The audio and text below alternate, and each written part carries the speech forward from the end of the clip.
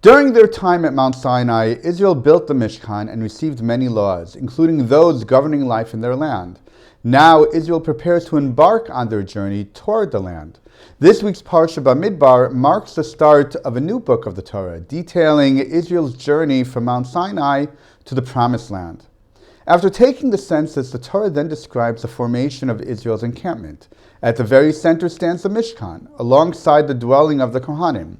Encircling them are the Leviim, and beyond them the rest of Israel, with 3 tribes stationed on each side. This structure follows a natural order, the Mishkan at the center as a focal point, the Kohanim and Leviim serving within it, and the rest of Israel encamped around them. Yet, the Torah provides a different reason for this arrangement.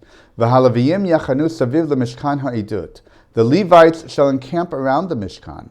V'lo yeh ketzef al adat b'nei Yisrael, so that no wrath will befall the congregation of the children of Israel. V'shamaru haLeviim et mishmeret Mishkan ha'idut. And the Levites shall safeguard the Mishkan. Why do the Leviim stand as a barrier, keeping Israel at a measured distance from God's presence in the Mishkan? Ibn Ezra connects this to the previous verses, explaining that the Leviim are responsible for assembling and disassembling the Mishkan. If a non-Levite were to approach and attempt to participate in this sacred duty, he would incur the death penalty.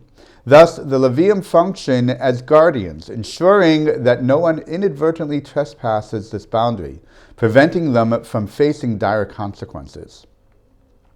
But it is not just about protecting a non-Levite from mistakenly assuming the Levite's role. Throughout Tanakh, we encounter instances where God's wrath is kindled against Israel, whether against individuals or the entire nation. Rashi, for instance, brings the rebellion of Korach as an example. Other incidents include the Midianite women and their corruption, the tragic episode of Uzzah, who died upon touching the Aron HaBrit, and of course, the sin of the golden calf, where God initially intended to destroy Israel entirely. Even after forgiving them, God insisted he would not dwell among them too closely, lest their sins bring about their destruction. So what is the role of the Leviim in all this? Their function mirrors the teaching of Perkei Avot chapter 3. Rabbi Akiva Omer, Masoret Siyag LaTorah.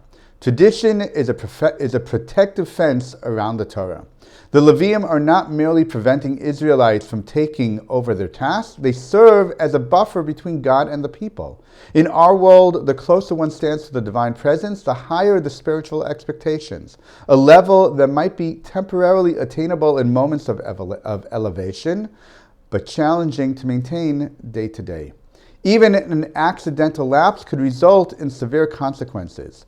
Thus, the Leviim's role is both physical and spiritual. They form a safeguard, ensuring that Israel's approach to God is measured, reverent, and sustainable.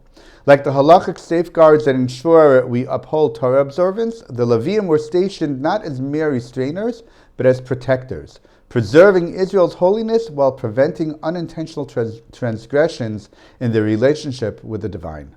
Shabbat Shalom.